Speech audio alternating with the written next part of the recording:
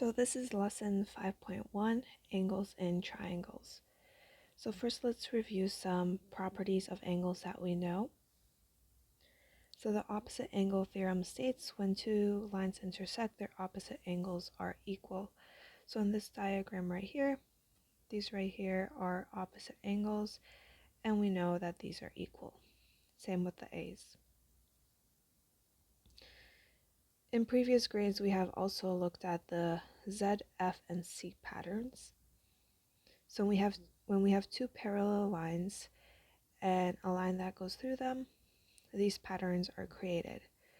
So when we have alternate angles, so right here, we know that those are equal. So it creates a Z pattern. So right there, that creates a Z pattern. For the F pattern, corresponding angles are equal. So F is right here on the diagram. So when it comes to the F pattern, it can be underneath these lines right here, so these angles right here, or these angles right here are also corresponding angles, and they are equal as well. This was B and this was B. The C pattern states that co-interior angles have a sum of 180 degrees. So if I create the letter C right there, these angles right here add up to 180.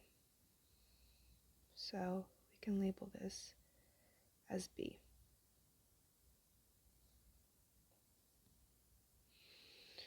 Some definitions before we move on to new properties. So interior angles are formed on the inside of a polygon by two sides meeting a vertex. So if we're looking at a shape, interior angles will be on the inside of the shape, whereas exterior angles will be on the outside of the shape. So they will be formed by extending one of the sides of the shape, as seen in this diagram right here. So let's look at some new properties. So the sum of the exterior angles of a triangle is 360 degrees.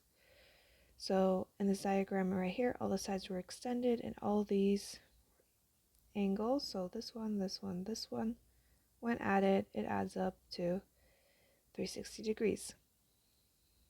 Now the sum of interior angles is 180 degrees.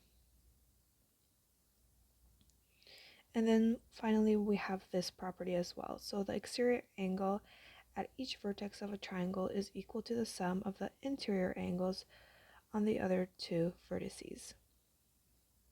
So looking at this exterior angle right here, this will be equal to the sum of the interior angles on the other two vertices. So these are the other two vertices.